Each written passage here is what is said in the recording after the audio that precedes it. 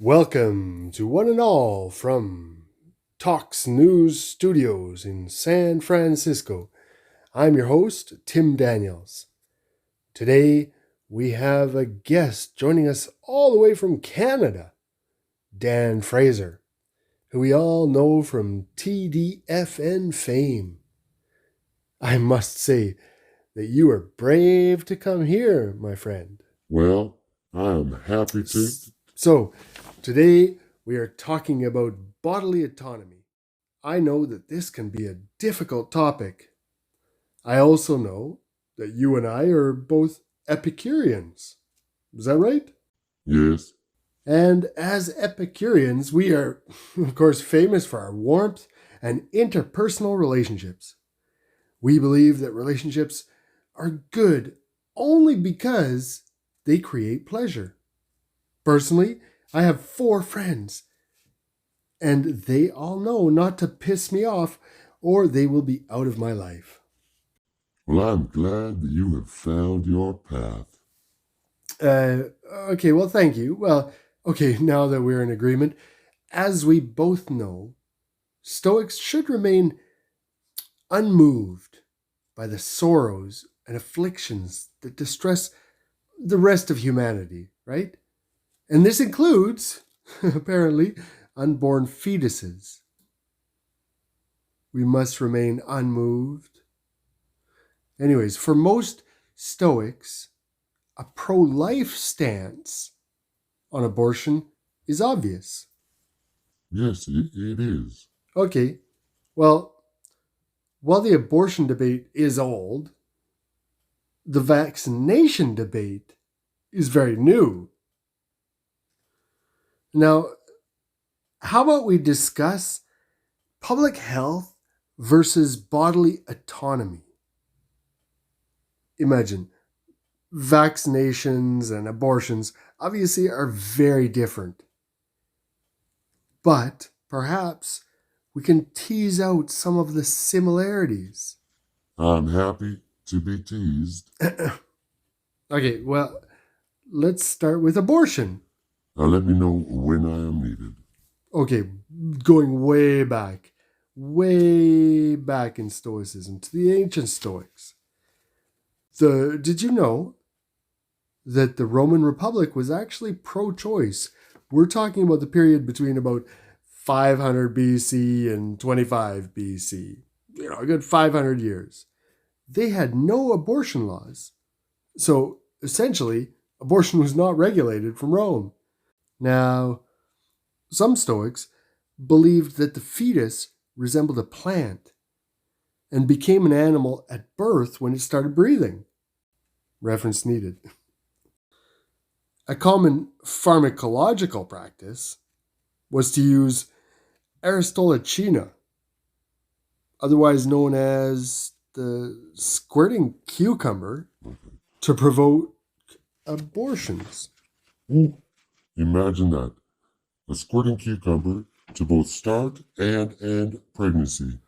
Okay, well, after the Roman Republic, apparently they ousted the Republicans and brought in the Democrats. Illegally, I might say. Anyways, from the proud republic, a vicious empire was Biden. I mean, when the Roman Empire was born in 25 BC. Now, as many know, in 190 AD, some of the authors of the Bible were born, and also laws were made that didn't actually give rights to the fetus, unfortunately, but made abortion a crime against the father. Can you imagine? Well, yes, I can imagine that. And when you talk about 190 AD, that's actually exactly 10 years after the last great Roman emperor died. But these laws that aren't exactly against abortion remind me of Prince Edward Island in the 1980s and 90s, when abortion was actually legal, but basically inaccessible.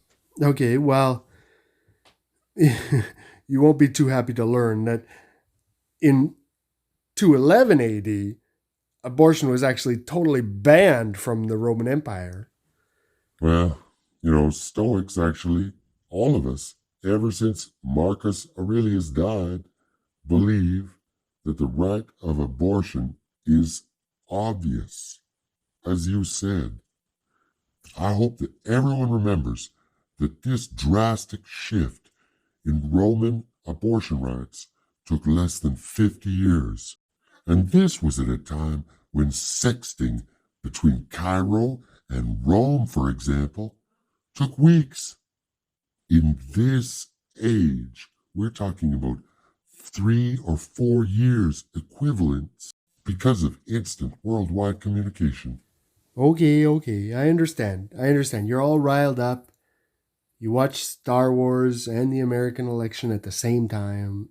Okay, it's understandable. Please, let's just get back on track here.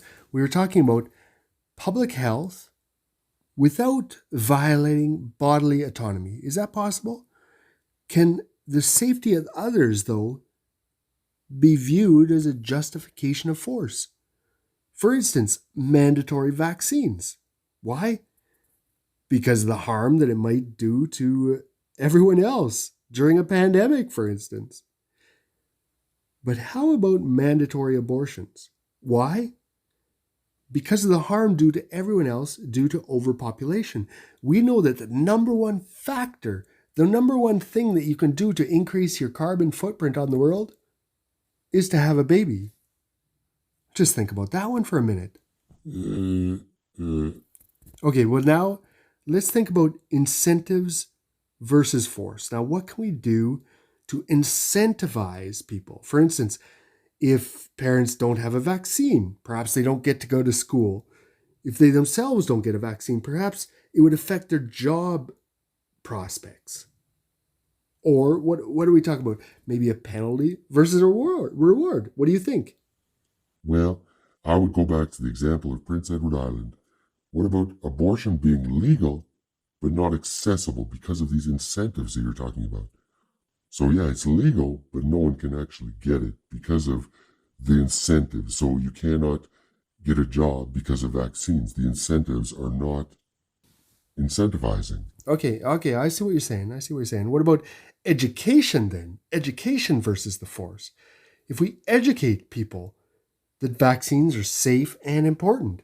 Well, yes, safe and important and very obvious. Okay, yeah, but what about, abortions should be voluntary, right? Well, obviously they should be voluntary. That's obvious. Okay, how about let's try and finish by giving a more, a positive response, a stoic response to the COVID pandemic, how we? Like, for instance, if mask wearing is now, we're talking about perhaps below 50, 60%, what hope can you give to the viewers? Well, personally, I imagine the worst case scenario every morning. Imagine nobody wears a mask and everyone dies. Okay, I don't think that was helpful. Okay, how about this? Can you think of a case where bodily autonomy is worth less than public safety? Well, I think that's a great question. Well, I think the Stoic response would be to say that it depends on the person. Okay, very, very not useful. Now, well, we're coming to the end of our time. I would like to thank Dan Fraser for joining us today on Talks News Talks. Well, thank you, Tim, for having me on. And I must say, I do appreciate what you say and how much you say it. This relieves much of the burden from the interviewee. Thank you. Thank you again. Until next time, please like and subscribe. I'm Tim Daniels. As always, Talking Talks News. Bing bong bing.